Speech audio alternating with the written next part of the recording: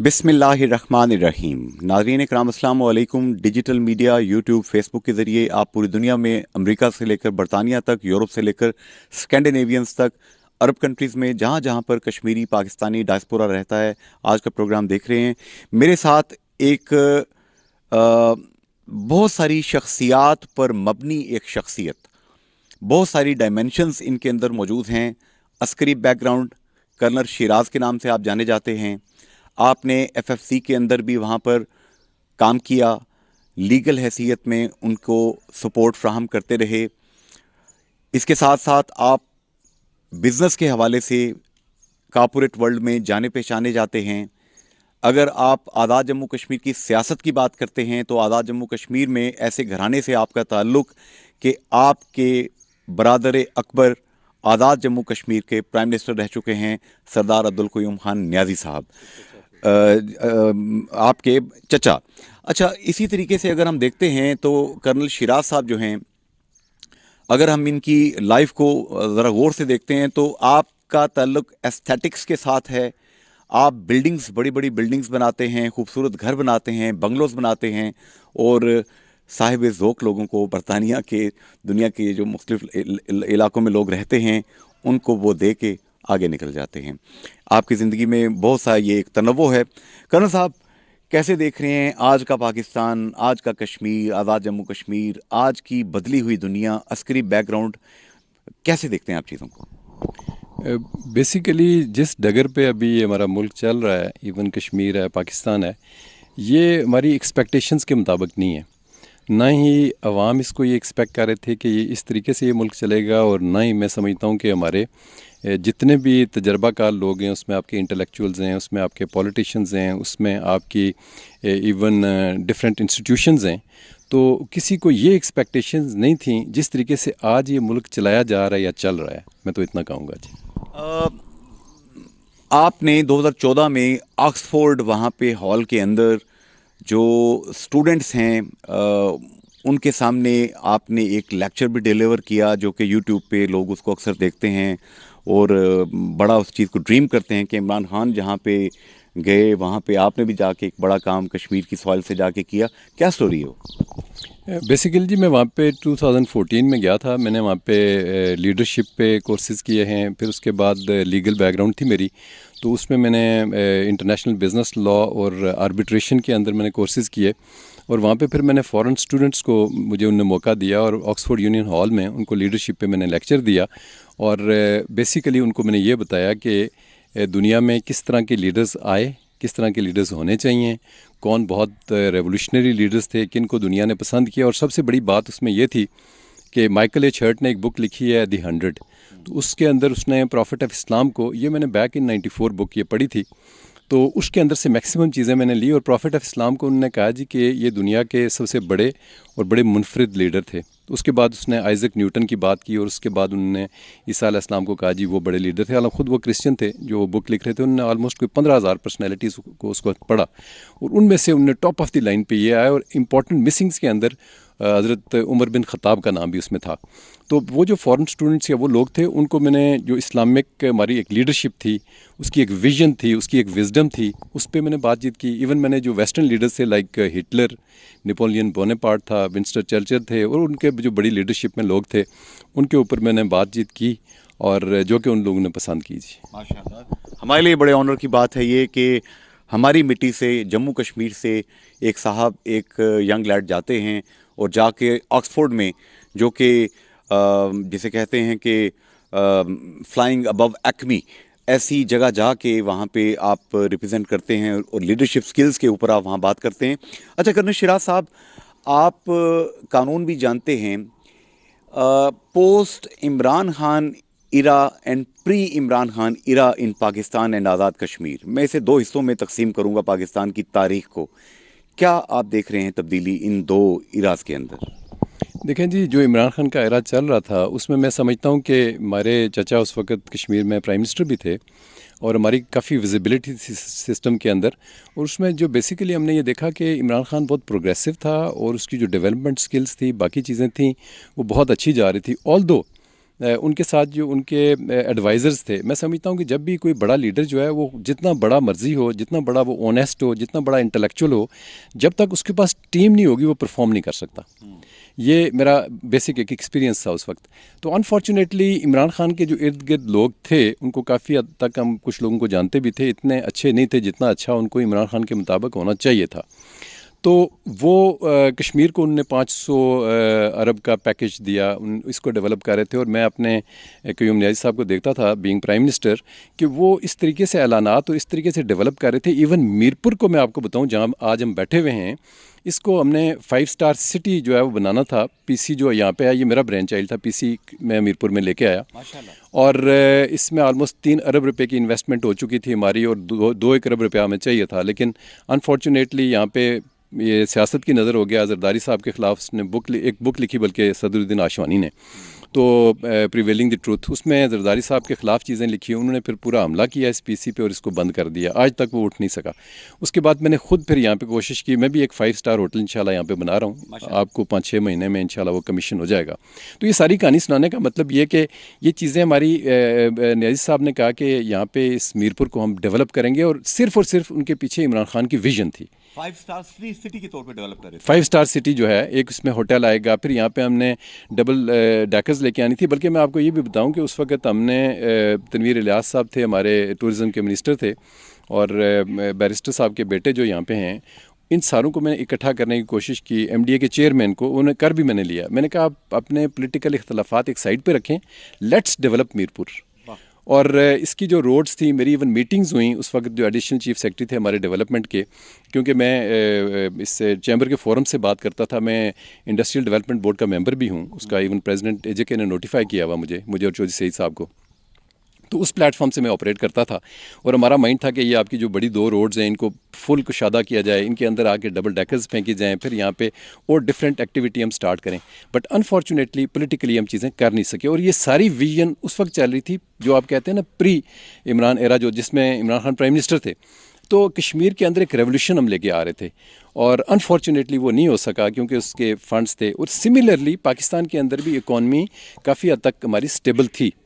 تو اس کے بعد جو ہی عمران خان یہاں سے نکلے ہیں تو پورا نظام جو ہے نا ایک دفعہ ہل گیا. آپ کا نہ صرف سیاسی نظام نہیں، بلکہ آپ کا جو معاشرتی نظام ہے، جو آپ کا ایک سوشل فائبر ہے. اور اس کے اندر سب سے بڑا جو نقصان پاکستان کو ہوا وہ یہ ہوا کہ تھوڑی سی جو ہم نے سپیس دی، ہمارے جو انڈین کاؤنٹر پارٹس ہیں، ان کے جو آفیسرز کو میں دیکھتا ہوں، ان کو چھوٹی سی ایک سپیس دی اور پورا اس کے اندر وہ گھس گئے. اور ان کا یہ بڑا پرانا ماڈل تھا کہ پاکستان آرمی کو اور پاکستانی عوام کو آمنے سامنے کھڑا کیا جائے. اور آپ نے جنرل حمید گل کو دیکھا ہوگا، کیونکہ وہ بڑے ادارے میں انہوں نے سرو کیا ہوا تھا، اس کے سربراہ تھے ISI کے. ان کی ایک ویزیبلٹی تھی، ان کی ایک ویژن تھی، ان کی ایک وزڈم تھی. وہ بہت بڑے آدمی تھے. تو انہوں نے بھی یہ فورس ہی کیا تھا. لگتا یہ تھا کہ شاید وہ یہ دیکھ رہے ہیں جو آج کل ہو رہا ہے. اور ایون انہوں نے یہ بھی کہا جی کہ جب پاکستان کا قرضہ $100 بلین سے بڑھ جائے گا تو یہ پاکستان کو کہیں گے جی آپ نیوکلیر کو سیکریفائی کریں، نیوکلیر کو آپ سائڈ پہ کریں، ہم یہ آپ کے قرضے معاف کرتے ہیں، تو اس کے بعد آپ ایک نیا سٹارٹ لیں. تو یہ انتہائی ڈینجرس پوزیشن پہ اس وقت پاکستان جو ہے وہ آیا ہوا ہے. بٹ آئی ایم شیور کہ جو ہمارے ٹاپ آف دی لائن لوگ ہیں، اسپیشلی میرا جو ذاتی انسٹیٹیوشن ہے آرمی ہے، اس میں ہمارے لوگ موجود ہیں. اور جب کسی تھریش ہولڈ پہ اگر اس طرح کا ان کو احساس ہوا کہ بہت ہی پاکستان کے لیے خطرہ پیدا ہو چکا ہے، میرے خیال سے ان کے نزدیک ابھی تک اتنا بڑا خطرہ نہیں ہے، لیکن جب وہ یہ محسوس کریں گے تو آئی ایم شیور وہ کریکٹیو میجرز لیں گے. اور ان کے کریکٹیو میجرز لینے سے ہی پاکستان جو ہے وہ درست ہوگا، ادروائز نہیں ہوگا. اچھا، جنرل حمید گل مرحوم کے انٹرویوز میں نے بھی کیے، بڑا ان سے قریبی ایک دوستی. ان کے بیٹے عبداللہ گل صاحب، ان کی جو صاحبزادی ہیں عظمیٰ گل صاحبہ، ان کے بھی انٹرویوز کرتا رہتا ہوں. جنرل گل کہا کرتے تھے کہ انصاری، میں جب یہاں پہ ISI چیف تھا تو امریکنز سمیت یورپ کے جتنے لوگ ہیں ان کی بہت دلچسپی تھی دیوسائی پلینز کے اندر. وہ کہتے تھے کہ ہمیں وہاں اجازت دیجیے جانے کی. تو میں نے کہا جی کیوں؟ ان کو ذرا پہاڑ اچھے لگتے تھے؟ تو کہنے لگے، ہنسنے لگے، کہنے لگے نہیں، وہ وہاں پہ اپنے اڈے بنا کر چائنا کے اندر جھانکنا چاہتے تھے، وہ دنیا کی چھت ہے. ایسے ہی تھا. دیکھیں بیسیکلی تو جو اس وقت امریکنز کا یا باقی لوگوں کا انٹرسٹ ہے وہ تو ہمیں پتہ ہے. آپ سی پیک کو دیکھ لیں. سی پیک کا بیسک مقصد کیا ہے، پہلے ہم نے اس کو سمجھنا ہے. ٹھیک ہے جی. اور وہ مقاصد سارے آپ کے یہ ہیں کہ وہ چاہ یہ رہے تھے امریکنز کہ اس کو ہم بلاک کریں جو ہے چائنا، اور کیونکہ آپ کا فائنینشیل جو سینٹر آف گریوٹی ہے وہ شفٹ ہو رہا ہے امریکہ سے چائنا کی طرف، وہ فیوچر کی سپر پاور ہے یہ۔ اب ان کا تمام جو اس خطے کے اندر جو اسٹریٹجی ہے وہ چائنا اورینٹیڈ ہے۔ اگر آپ نے پاکستان کو سپورٹ کرنا ہے تو آپ نے کس وجہ سے کرنا ہے، آپ نے اگر انڈیا کے ساتھ کھڑا ہونا ہے تو کس وجہ سے کرنا ہے، چائنا بیسک آپ کا فوکس ہے، اور یہاں سے وہ رہ کے اس کو بلاک کرنا چاہتے ہیں۔ تو اس وجہ سے پاکستان پہ بھی پریشرز ہیں، وہ بہت بڑے پریشرز ہیں، وہ ابھی آپ دیکھ رہے ہیں سی پیک کبھی تیز ہو جاتا ہے کبھی آہستہ ہو جاتا ہے، جب ڈیفینیٹلی ابھی جتنا کچھ اس ملک کے اندر ہو رہا ہے تو وہ بیسیکلی امریکنز جو ہے وہ اپنی اجارہ داری کو برقرار رکھنا چاہتے ہیں، اور چائنا کہتا ہے کہ نہیں، پر چائنا کی پالیسی ڈفرینٹ ہے۔ چائنا کی پالیسی جو ہے نا وہ بڑی پیسفل پالیسی ہے، وہ کنفرنٹریشن نہیں چاہتا، اور وہ یہ چاہتا ہے کہ مطلب ایک ڈیولپمنٹ اورینٹڈ اس کی پالیسی ہے کہ آپ بھی کھائیں ہم بھی کھائیں، ہم بھی انجوائے کریں آپ بھی انجوائے کریں۔ امریکنز کی جو پالیسی ہے وہ ڈیٹرنس اورینٹڈ ہے، وہ تباہی مچاتے ہیں کہ if you will not listen them تو وہ آپ کو صفحہ ہستی سے اگر مٹانا وہ مٹا دیں گے، ٹھیک ہے، وہ پالیسی ایک ڈفرینٹ ہے ان کی، افغان میں، عراق میں انہوں نے ڈیفینیٹلی دنیا میں چل رہا ہے ان کا، وہ ساروں کے سامنے ہے۔ تو لیکن چائنا جو ہے نا وہ اس کی فرینڈلی پالیسیز ہیں، ٹھیک ہے جی، وہ آپ کو کہے گا کہ جی یہ روڈ آپ یہ بیلٹ اینڈ روڈ کا دیکھ لیں، باقی چیزیں دیکھ لیں، تو یہ دو ایک پیسو پالیسی ہے، ایک ایکٹیو پالیسی ہے۔ اچھا، ایون چائنا کا ہم سنتے ہیں کہ انڈیا کے ساتھ لداخ کے اوپر دیگر علاقوں پہ چکن نیک کے قریب ان کا کوئی پھٹا پھٹا ہوا، انہوں نے کراٹے شراٹے مار کے 20-25 یا 50 انڈینز بھی مار دیے، لیکن اب بھی چائنا اور انڈیا کی آپس میں اکنامیکل ریلیشن شپ ٹائز جو ہیں وہ پاکستان سے کئی گنا زیادہ ٹریڈ کر رہے ہیں آپس میں۔ دیکھیں یہ تو اپنے اپنے خانے رکھے ہوئے نا، اپنے اپنے ہیڈز ہیں آپ کے۔ اب اگر آپ چائنیز اکانومی کو دنیا سے نکال دیں، دنیا کی ساری اکانومی کلیپس کر جائے گی، انکلوڈنگ امریکنس، ٹھیک ہے۔ آپ ان کے دیکھیں نا 3500 ارب ڈالر سے زیادہ تو ان کے ریزرو ہیں چائنیز کے، وہ امریکن سے بھی کئی زیادہ ان کے ہیں، امریکن تو امریکہ کے پاس اتنا نہیں ہے اتنا جتنا چائنیز کے پاس ہے۔ تو بیسیکلی جو ہے وہ چائنا اور امریکہ ایک ڈفرینٹ سٹائل پہ دونوں چلتے ہیں، لیکن ایک سٹیج آتی ہے جہاں پہ وہ کنورجنگ ایکسس کے اوپر آتے ہیں، وہ برابر ہو جاتے ہیں کہ یہ ان کا کامن انٹرسٹ ہے۔ تو اگر اکنامک انٹرسٹ میں امریکنز ان کو ڈیفیٹ کریں گے یا ان کے مسائل پیدا کریں گے تو امریکہ کے لیے خود بھی یہ مسائل پیدا ہوں گے۔ اچھا، اب ہم دیکھتے ہیں پاکستان میں کرنل شیراز صاحب فارم 47 کی گورنمنٹ ہے، جو صحافی عمران خان صاحب کو سپورٹ کرتے ہیں وہ کہتے ہیں کہ یہ 17 سیٹوں والوں کو انہوں نے بٹھا دیا ہے as a prime minister, form 47 بنا کے، بوگس فارم وہ کہتے ہیں کہ 2/3 نہیں بلکہ 3/4 اکثریت پبلک نے جو دی ہے وہ عمران خان کو دی ہے، لوگ کہتے ہیں، یہ صحافی کہتے ہیں، کوٹ کرتے ہیں۔ تو کیا یہ اتنے بڑے چیلنجز کو وداؤٹ پبلک سپورٹ یہ جو حکومت ہے جس کو کہا جاتا ہے یہ کاغذی فارم 47 کی حکومت، کیا یہ کر لے گی؟ دیکھیں اگر تو اس کو سپورٹ رہتی ہے انسٹیٹیوشنز کی جی، تو اس میں بڑے برائٹ چانسز ہیں کہ یہ گورنمنٹ رہے گی، صحیح۔ لیکن کسی سٹیج پہ اگر یہ سپورٹ کمزور پڑ گئی تو پھر ان کے لیے بہت مشکل ہو جائے گا۔ تو کیا خان کے ساتھ انسٹیٹیوشنز جو ہیں، کیونکہ بار بار پبلک کی طرف سے بیکلیش آ رہا ہے، بار بار پبلک کی یہی ڈیمانڈ ہے کہ خان کو واپس لاؤ، تو کیا خان جو کہ اس وقت جس کے اوپر کراس لگا ہوا ہے ریڈ کلر کا، کیا یہ ٹک لگ سکتا ہے سبز رنگ کا؟ دیکھیں نواز شریف صاحب کے پاس جو تھا کس کا سپورٹ تھا، 3 دفعہ کراس لگے ہیں، لگے نا کراس، تو کچھ بھی ہو سکتا ہے، لیکن آپ نے اس میں ہم نے ایک چیز سمجھنی ہے اور وہ ہے انٹرنیشنل پالیٹکس۔ وہ پاکستان میں بہت زیادہ ہے اور وہ افغانستان میں رہی، ہمارے سسٹم میں رہی، ابھی ہمارے اندر آ گئی ہے، پہلے وہ بیرونی تھی، ابھی اندرونی سسٹم میں وہ انٹر ہو چکی ہے۔ تو اس انٹرنیشنل پالیٹکس میں ابھی آپ دیکھیں، جو میری ذاتی سوچ ہے اس میں سمجھتا یہ ہوں کہ اگر تو ٹرمپ آ گیا امریکہ کے اندر، ٹھیک ہے جی، اگر ٹرمپ آ گیا تو آپ کی پالیسی میں جو ہے نا ایک بہت بڑا پیراڈائم شفٹ آئے گا اس کے اندر، اور وہ ایک ڈیفائننگ مومنٹ ہوگا جس کے اندر پاکستان کا، عمران خان کا، انسٹیٹیوشنز کا، انٹرنیشنل پالیٹکس کا، یہ ساروں کا آپس میں اکٹھا ایک جو ہے نا سمجھیں کہ ایک ریسیپی تیار ہوگی اس کی۔ اچھا، ہم نے دیکھا کہ عمران خان صاحب کو جب یہ 60-70 جلسے انہوں نے کیے اور پبلک میں دیکھتا تھا کہ دیوانوں کی طرح جیسے ان جلسوں میں جاتے ہیں لوگ ویسے گئے، اس کے بعد 25 مئی آیا، 25 مئی کے بعد 9 مئی آیا، 9 مئی کو کچھ لوگوں نے کہا یہ فالس فلیگ آپریشن ہے، کچھ لوگوں نے کہا نہیں جی یہ تو انسٹیٹیوشن پہ اٹیک کر دیا انہوں نے، یہ تو بڑے غدار ہیں، فلان ہیں، ٹمکان ہیں۔ لیکن ہم دیکھ رہے ہیں کہ پنجاب پولیس نے ہزاروں سویلینز کو گھروں کے اندر گھس کے چار دیواری کا تقدس پامال کر کے خواتین کو اٹھایا، بچوں کو اٹھایا، مارا، تشدد کیا، بہت ہی نامناسب سلوک کیا، اور اسی بات کا ذکر کرتے رہے عمران خان اور پی ٹی آئی کے لوگ کہ یہ آگ آپ نے لگا دی ہے، یہ آپ کے گھروں تک جائے گی. بہاول نگر میں اب پاک فوج کے جوانوں اور پولیس کے جوانوں میں یہ جو لڑائی ہوئی، یہ اسی کا شاخسانہ قرار دیا جا رہا ہے. کیا ادارے اتنے کمزور ہو گئے ہیں کہ اس طریقے سے یہ مائٹ از رائٹ والا قانون اپلائی ہوگا اب یہاں پہ؟ دیکھیں، جہاں تک بہاول نگر کا تعلق ہے، یہ ابھی تو سوشل میڈیا آ گیا ہے، اس لیے چیزیں بڑی ہائپ کریٹ ہو جاتی ہے اور ساروں کو پتہ چلتا ہے. یہ بہت عرصے سے یہ چیز چلی آ رہی ہے. ہم جب ینگ آفیسرز تھے اس وقت بھی ہم نے یہ اکا دکا انسیڈنٹ ہوتے رہتے تھے پولیس کے ساتھ ہمارے. ایون وہ جنیجو کے زمانے میں آپ نے سنا ہوگا کہ MP پنڈی کے اندر، اور ہمارا ایک سگنل کا لیفٹنٹ تھا، اس کے ساتھ انہوں نے کچھ کیا اور بڑا معاملہ بنا. اسی طرح لاہور کے اندر ایک SHO تھا، اس کو ہم نے دیکھا. پھر جب میں کمانڈ کرا تھا تو میری کمانڈ میں ایک واقعہ ہوا. میں نے لاہور میں کمانڈ کی، جنرل رائی شریف میرے GOC تھے. تو اس میں ایک اسی طرح کا بڑا واقعہ ہوا اور اس میں بھی مسائل ہم نے دیکھے ہوئے. میرے ساتھ ہوا. میں ڈیرہ نواب میں تھا اس وقت، میں میجر تھا. تو اس طرح کا ایک واقعہ ہوا. تو یہ اکا دکا واقعات ہوتے رہتے ہیں. اور فوج، ایک بات آپ ذہن میں رکھیں کہ فوج کو اگر آپ تنگ کریں گے یا ٹکراؤ میں آئیں گے، یہ فیملی ہے سر، یہ رگڑ دے گی. فوج، فیملی ہے. Army will not spare. Army کا ایک موٹو ہے، اور وہ اس قوم کو بھی، ہم سب لوگوں کو سمجھنا ہے کہ اپنے ویلفیئر آف ٹروپس پہ ہم کمپرومائز نہیں کرتے. بالکل صحیح. میں نے اپنی پوری نوکری، میں آپ کو بتاؤں کہ میرا ایک سپاہی تھا، اس کے خلاف ایک FIR جھوٹی ہو گئی. میں نے سٹینڈ لے لیا اور میرے GOC کو پتا تھا، بریگیڈ جو کمانڈر تھا مجھے تنگ کرتا تھا. تو میں نے کہا جی آپ مجھے نوکری سے فارغ کر دیں، میں اس سپاہی کو سپورٹ کروں گا، جو آپ نے کرنا ہے کر لیں. اٹ از ویری میری یونٹ جانتی ہے. اور اگر آپ میری یونٹ کے کچھ لوگ اس کو دیکھیں گے میرے اس انٹرویو کو، اور اس میں وہ آپ کو دیں گے، رسپانس دیں گے. ٹھیک ہے جی. تو ہم لوگ اپنے ORs کی، ہم اپنے لوگوں کی ویلفیئر پہ کوئی کمپرومائز نہیں کرتے. تو بات یہ ہے کہ رول آف لاء کی بات عمران خان صاحب ڈے ون سے کرتے ہیں. انسٹیٹیوشن کو اپنی اپنی حدود و قیود میں رہنا چاہیے. پنجاب پولیس کو ٹرم کیا جاتا ہے کہ یہ ایک فرونیت کی حد کو چھونے والی یہ فورس بنا دی گئی تھی. کوئی قانون اس کے سامنے کچھ نہیں. ایک ایک بندے پہ 10 20 FIRیں کاٹی ہوئی ہیں، خواتین کے اوپر کاٹی ہوئی ہیں، وارنٹ کے بغیر گھروں میں گھس رہے ہیں، گھروں کو توڑ رہے ہیں. تو centi must prevail I think.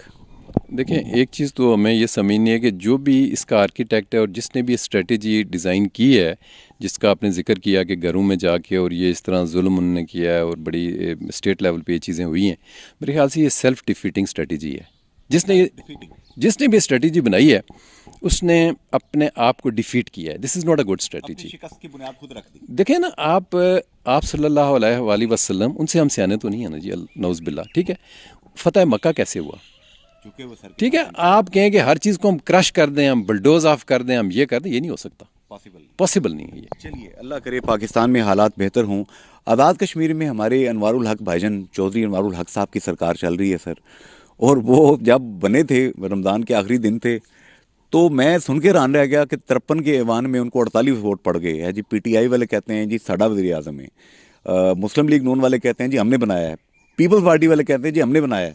تو بعد میں انہوں نے کہا جی میں کسی پارٹی کا وزیر اعظم نہیں ہوں، میں ممبران اسمبلی کا وزیر اعظم ہوں. یہ انوار الحق صاحب کس کے وزیر اعظم ہیں؟ سنا جیتے تو وہ PTI کی ٹکٹ پہ تھے ممبر سے. یہ انوار الحق صاحب، یہ تو آپ کو بتایا ہے، راجہ فاروق حیدر صاحب نے بھی اسمبلی میں ذکر کیا کہ ان کے لانے میں کس کا زیادہ رول ہے، ان کا آرکیٹیکٹ کون ہے. تو میں سمجھتا ہوں کہ اس کو میں ریپیٹ نہیں کرنا چاہتا. اور مطلب ابھی جو لوگ ہیں انہیں یہ نہیں پتا ان کا تعلق کس پارٹی سے ہے. اور گورننس تو کشمیر کے اندر اس وقت بڑی سائلنٹ ہے، بہت سائلنٹ ہے، کچھ پتہ نہیں چل رہا. اور ان کا بھی قصور نہیں ہے. جب پاکستان سٹیبل نہیں ہوگا، کشمیر سٹیبل نہیں ہوگا. سردار عبدالقیوم خان نیازی صاحب، آپ کے چچا جو تھے، جب یہاں پہ پرائم منسٹر تھے، نظر آ رہا تھا کہ وہ سب کو ساتھ لے کر چلنے کی کوشش کر رہے ہیں. ایک وفاداری، ایک برتاؤ، ایک جسے کہتے ہیں کہ شرافت، نجابت، یہ چیزیں دکھائی دیتی تھیں، ویلیوز دکھائی دیتی تھیں.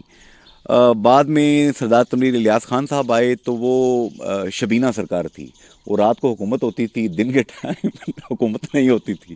اب جو سرکار آئی ہے اس کا کچھ سمجھ نہیں آ رہی ہے، یہ شبینہ ہے یا دن کے ٹائم کی ہے، یہ کون سی ہے؟ کیا کہتے ہیں، نیازی صاحب کو ہٹانے کے پیچھے کیا گیم تھی؟ دیکھیں، ایک تو پاکستان جب ڈی اسٹیبلائز ہوا، بیسیکلی عمران خان ہمیں لے کے آیا تھا، اور جب وہ گیا تو ہماری ہوپس کوئی نہیں تھی. اب اس میں ایکچولی یہ ہوا، مجھے بھی رات کو کوئی 2 بجے کسی کی کال آئی کسی سائٹ سے، تو انہوں نے مجھے کہا جی پیپلز پارٹی والے پلان کر رہے ہیں آپ کے اگینسٹ नो कॉन्फिडेंस, और वाकई ये हो रहा था उस वक्त। अब इमरान खान के सामने जाके इन्होंने ये जब आप कहें कि ये फॉल्स फ्लैग ऑपरेशन था या जो भी था, उन्होंने जाके इमरान खान को ये बताया जी कि न्याजी साहब की गवर्नमेंट को ये डिस्टेबलाइज़ कर रहे हैं और ये नो कॉन्फिडेंस लेके आ रहे हैं और ये कामयाब हो जाएंगे। तो इस सूरत में हमें एक ही बंदा बचा सकता है और वो तनवीर इलियास है, उसका पैसा, क्योंकि हाँ उसके पास पैसा है, तो वो जिसकी जितनी कीमत होगी उसको ख़रीद लेगा। वो तनवीर इलियास ने एक दफ़ा खुद भी कहा, इसका जिक्र किया, और मेरे ख्याल से उनके चेक्स जो है ना अभी भी उनकी फ़ोटो स्टेट्स कुछ जगहों पे पड़ी हुई हैं और कुछ उनके पास भी हैं, ठीक है जी। और वो बहुत ही स्ट्रॉन्ग प्राइम मिनिस्टर था एज़ फार एज़ पैसा इज़ कंसर्न। मेरा ये ख्याल इस लेवल का पैसे के हिसाब से कोई प्राइम मिनिस्टर कश्मीर में आएगा जो हर बंदे को उसके जितनी उसकी कीमत है वो उसने ख़रीदा और उसने वो गवर्नमेंट की। सुना वो एक आपके नए मेंबर असम्बली बने पिंडी से, शेख रशीद साहब के, वो पहले रिक्शा चलाते थे, चले रिस्के हलाल कमाते थे, वो सुने हर महीने पहुंच जाते थे तनवीर इलियास साहब के पास कि हाँ जी पिछले पैसे मुक गए ने, अगले पैसे दो। उन्होंने मंथली लगा ली थी अपनी। नहीं, वो अकेले नहीं थे जी, और भी थे, उनमें बहुत लाइन लगी हुई थी। मेरा खुद भी उनसे मुलाकात होती थी, लेकिन तनवीर इलियास साहब खुद भी कहते हैं और आपको कहेंगे भी, वो 2 ख़ानदानों को नहीं खरीद सके कश्मीर में। आप बताएं, आपको पता है, आप लोग बड़ी रिसर्च करते हैं। एक वो सरदार गुलाम मुस्तफ़ा के ख़ानदान को, जो मेरे वालिद साहब हैं, क़य्यूम न्याज़ी साहब हैं, एक हमें वो नहीं खरीद सके। सही। अगर वो मुझे सुनते हैं तो मेरे ख्याल से वो ज़रूर इसको तायद करेंगे। और दूसरा, वो सरदार इब्राहिम की फैमिली को नहीं खरीद सके। ये 2 ख़ानदान ही वो कश्मीर के अंदर खरीद सके, बाकी सब को उन्होंने जो है ना सीधा कर दिया। क्या बैरिस्टर सुल्तान महमूद चौधरी साहब को भी उन्होंने मैनेज कर लिया था? ये मुझे आप बताएंगे क्योंकि आपका ज़्यादा नॉलेज है इसमें, तो ये आपको ज़्यादा बेहतर पता होगा कि लेकिन छोड़ा उनने किसी को नहीं है, ये मैंने आपको ओवरऑल कह दिया, बाकी स्पेसिफिक्स में नहीं जाऊंगा। पर्सनैलिटी वो अपोजिशन के लोगों को भी कुछ ना कुछ मुशायरा देते थे। देखें जी, मुझे जो यासीन साहब ने सहरी के वक्त उनसे मेरी बात हुई तो उन्होंने मुझे कहा जी कि ये कुछ कोशिश करें कि ये डिले हो जाए जो नो कॉन्फिडेंस है, क्योंकि शायद हम लोग आ जाएं, कोई बंदे हम। तो फिर मैंने फाइनली उनसे पूछा, मैंने कहा जी मुझे सच्ची बात बताएं कि आप पास कितने मेंबर्स हैं। पता है उन्होंने मुझे क्या कहा? उन्होंने कहा कल साहब सच्ची बात पूछे ना तो हमारे भी 2 मेंबर्स जो है ना वो तनवीर इलियास साहब के साथ हैं। उन्होंने हमारे भी 2। मैं कहा फिर आप क्या कह रहे हैं कि पीपल्स पार्टी कहाँ से गवर्नमेंट लाएगी? सर पैसे में बड़ी स्ट्रेंथ है, बड़ी स्ट्रेंथ है। बिल्कुल सही जनाब। तो अब आज़ाद कश्मीर में आप कर्नल मारूफ साहब कैसे देखते हैं? देखिए, आज़ाद कश्मीर एक कोई सूबा नहीं है, ये कोई इंतज़ामी यूनिट नहीं है, ये तहरीक आज़ादी रियासत जम्मू कश्मीर का एक बेस कैंप, एक सिंबॉलिक एक स्ट्रक्चर है जो इरेक्ट किया गया था सरदार इब्राहिम खान साहब गाज़ी मिल्लत उनके दौर में, कि यहाँ से जनाब हम वो जो मकबूजा कश्मीर है, Indian illegally occupied Jammu and Kashmir, उसे हम आज़ाद कराएंगे। तो ये क्या अब चलेगा, या ये पाकिस्तान का सूबा बना देंगे, या इसके इलाके हिस्से वखरे करके पिंडी में शामिल कर देंगे, गुजरात में शामिल कर देंगे, जेलम में, एबटाबाद में शामिल कर देंगे? क्या होने जा रहा है? नहीं, अगर तो ये कश्मीर को इसके हिस्से बखरे करके किसी में जम करेंगे तो वो बहुत बड़ा डिज़ास्टर होगा पाकिस्तान। वो फिर हाँ, कश्मीर कभी भी स्टेबल नहीं रहेगा और ना ही ये पाकिस्तान के लिए नेक शगुन होगा। इसका अगर मुझे ज़ाती तौर पे पूछें, मैं जो सपोर्टिव हूँ, जो इनको करना चाहिए, उनको करना ये चाहिए कि कश्मीर को इनको जो है ना वो यहाँ पे प्लेबिसेट करना चाहिए। अब प्लेबिसेट का इशू ये है कि वो यूनाइटेड नेशंस ने कराना है, उसमें एक लंबी चौड़ी प्रोसीजर इन्वॉल्व है, वो करें। अब वो कर नहीं रहे क्योंकि इंडियंस नहीं मान रहे, हम तो मान रहे हैं इस पर। अब होना ये चाहिए कि फेज्ड ये इनको कहना चाहिए जी कि प्लेबिसेट करेंगे, पहले ये पाकिस्तान हेल्ड कश्मीर में करें और फिर इंडिया के अंदर करें। अब जब पाकिस्तान के अंदर ये प्लेबिसेट हो जाएगा तो उसके बाद इंडिया बैक फुट पे चला जाएगा, और जो भी आपने पाकिस्तान के साथ मर्जर करना है, जो भी करना है, वो कश्मीरियों की विल से होना चाहिए। उसमें कर्नल साहब देखिए, जो अक़वाम मुत्तहिदा की करारदादें हैं वो तो ये कहती हैं कि ये दोनों इलाके, यहाँ से आर्मी वापस जाएगी, पाकिस्तान पहले निकालेगा, फिर इंडिया निकालेगा, इंडिया यहाँ पे बग़ैर असलहे के चंद हज़ार यहाँ पे फ़ौजी रख सकेगा, फिर यहाँ पे इंटरनेशनल पीस कीपिंग फोर्स आएगी। ये कोई 20 साल का मंसूबा है, और उसके बाद फ्री विल के साथ यहाँ के जो लोग हैं ये राय शुमारी के ज़रिए फ़ैसला करेंगे, जो इंटरनेशनल जो मतलब यूनाइटेड नेशन के अंदर फार्मूला मौजूद है। तो पहले इंडिया तैयार था 1951-52 में, doctor Syed Nazir Gilani, chairman founder Jammu Kashmir council for human rights, उन्होंने डॉक्यूमेंट मुझे भेजा कि हिंदुस्तान ने कहा कि मैं 21,000 फ़ौजी सिर्फ रखूँगा यहाँ पे बगैर आर्म्स के, तो ठीक है प्लेबिसाइड कराते हैं। अब इंडिया नहीं मान रहा, अब इंडिया ने 10 लाख फ़ौजी यहाँ पे रखे हुए हैं मकबूजा कश्मीर में। तो अब क्या हम माइटी मसल पावर के ज़रिए क्या इंडिया से हम कश्मीर ले सकते हैं? वो ना इंडिया हमसे कश्मीर ले सकता है, ना हम उससे ले सकते हैं। दोनों आपकी जो है ना न्यूक्लियर पावर्स हैं। 27 फरवरी हो सकता है। नहीं, ये नामुमकिन बात है, ये नहीं हो सकता। अलबत्ता मेरे ख्याल से कश्मीर इज़ डन, कोई ना कोई इसके ऊपर डील शील हो चुकी है। अभी जो खामोशी एकदम छा गई है, सारा कुछ है। तो इसमें जो मैं आपको कह रहा हूँ ना जी, जब तक आप फार्मूला चेंज नहीं करेंगे आपका रिजल्ट चेंज नहीं होगा। 75 सालों से इसी चीज़ के पीछे लगाया हुआ है जी, हमें प्लेबिसिट होगा, नहीं हो रहा। और जो जो ये पुराना केस होता जा रहा है, ख़त्म होता जा रहा है, वो कहते हैं इसको डंप करें आप, ये बैक बर्नर्स उस पर चला गया है। तो कश्मीर का जो मैं आपको हल बता रहा हूँ ना, कि आपने एक लीगल स्टेप लेके, जब वो नहीं कर रहे, जो मैंने पहले आपको कहा ना प्रोसीजर है जो आप बता रहे हैं कि इसमें कमिश्नर भी इलेक्शन का वो आएगा, फिर फोर्सेस विड्रॉ होंगी, एक लंबी चौड़ी बात है, उसमें हम जाना नहीं चाहते, वो बताते खुद एक बहुत बड़ा सब्जेक्ट है, वो हो नहीं सकता और ना वो कभी होगा।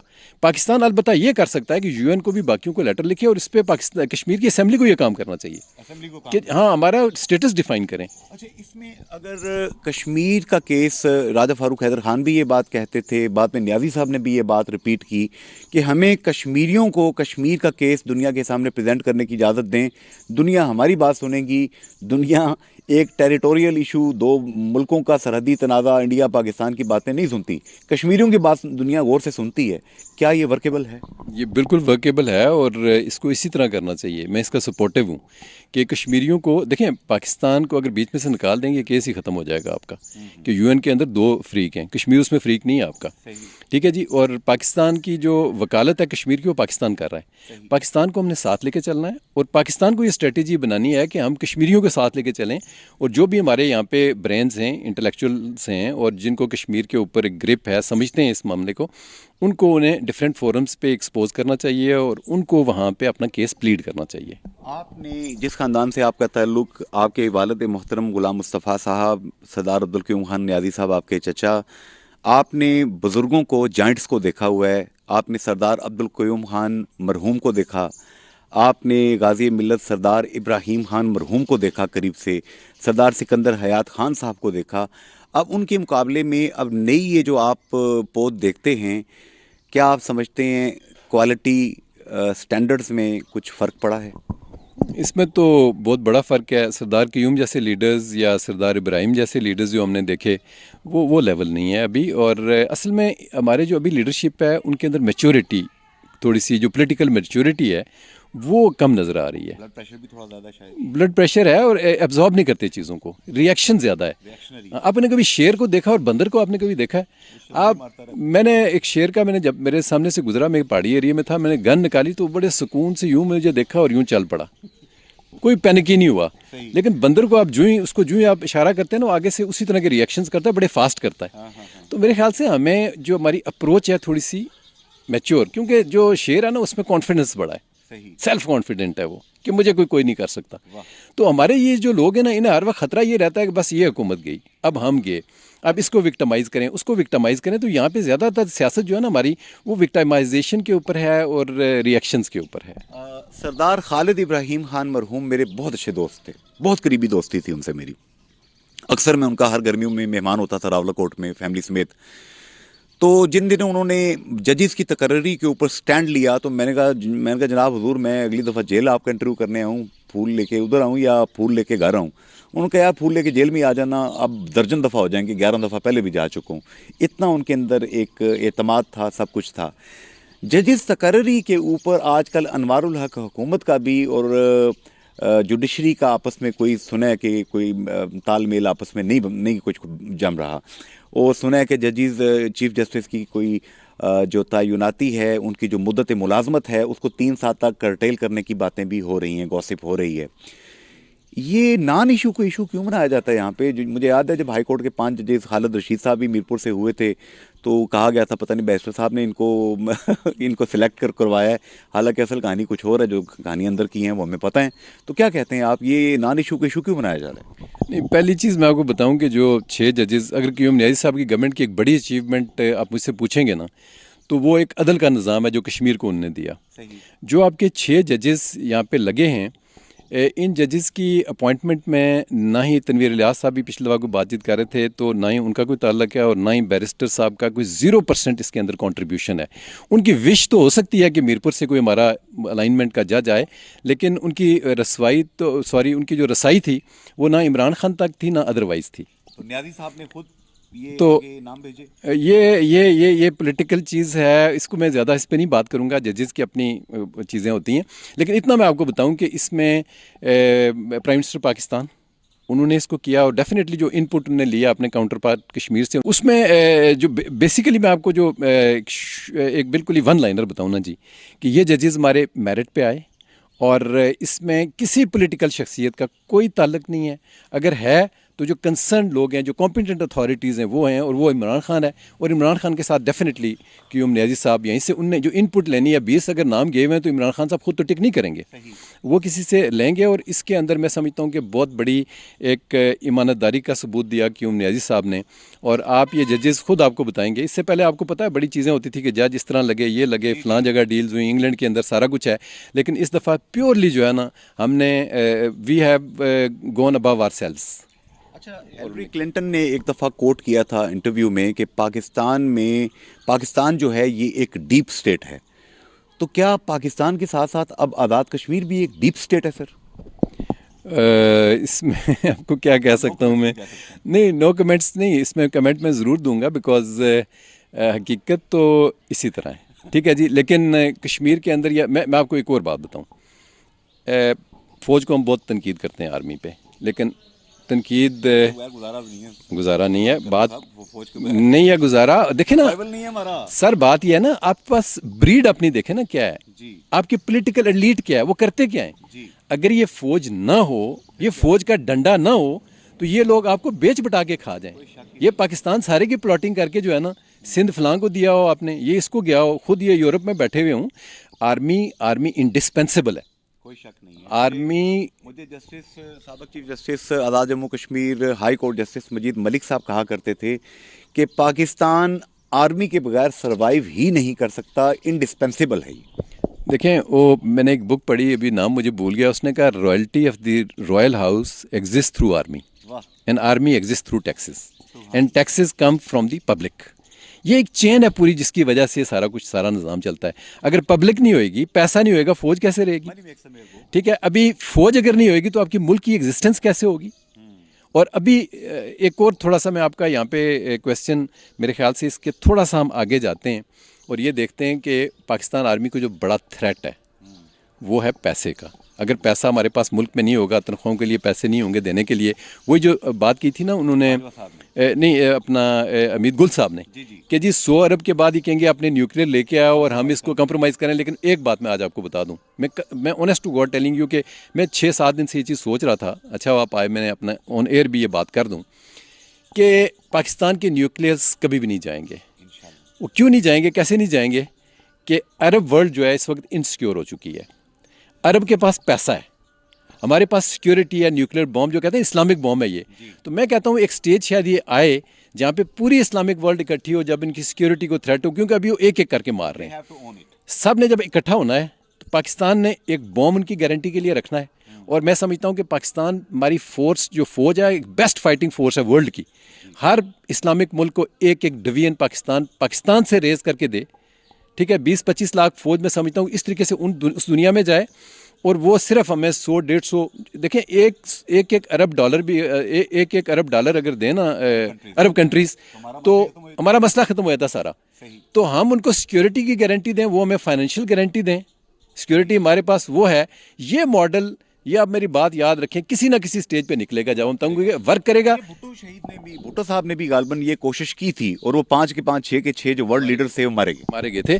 لیکن بالکل کوشش کی تھی، لیکن دیکھیں ورلڈ کا سینیریو آہستہ آہستہ چینج ہو رہا ہے۔ میں نے آپ کو چائنا کا بتایا، چائنا کی جو ہے نا پالیسی وہ ڈسٹرکشن پہ نہیں ہے، وہ کنسٹرکشن پہ ہے، ٹھیک ہے جی، تو ایک سٹیج یہ آئے گی کہ جب یہ سارے رشینز ہیں، چائنیز ہیں، باقی ایران ہے، یہ پورا ایک بلاک ہے پاکستان، تو گریجولی یہ اس سٹیج پہ آ جائیں گے جہاں پہ آ کے یہ ایک جو ساؤتھ پیسیفک اسٹریٹجی ہماری اس وقت چل رہی ہے چائنا کی فیور میں، وہ کامیاب ہوگی، امریکنز بیک فٹ پہ جائیں گے، اور پاکستان کو انشاءاللہ کچھ بھی نہیں ہوگا انشاءاللہ۔ آج کی ایک گفتگو، یہ اسے پریفیس سمجھیے، یہ ہم نے گفتگو کا ایک دروازہ کھولا ہے۔ کرنل شیراز صاحب کو جب بھی یہ میرپور تشریف لایا کریں گے، اسلام آباد سے، لاہور سے، کراچی سے، یہ بزنس ٹرپ سے پوری دنیا میں گھومتے پھرتے رہتے ہیں، جب بھی یہ یہاں اویلیبل ہوں گے میں ان کو زحمت دوں گا، ان کے لیے سوالات آپ بھیجیے، ایک انٹلیکچوئل असर हाज़र का ब्रेन जो कि दुनिया के तकाज़ों को समझते हैं, इनसे हम बात किया करेंगे। आज के प्रोग्राम पे आपकी राय का इंतज़ार रहेगा। फ़ी अमान अल्लाह, हाफ़िज़ एंड गुड बाय।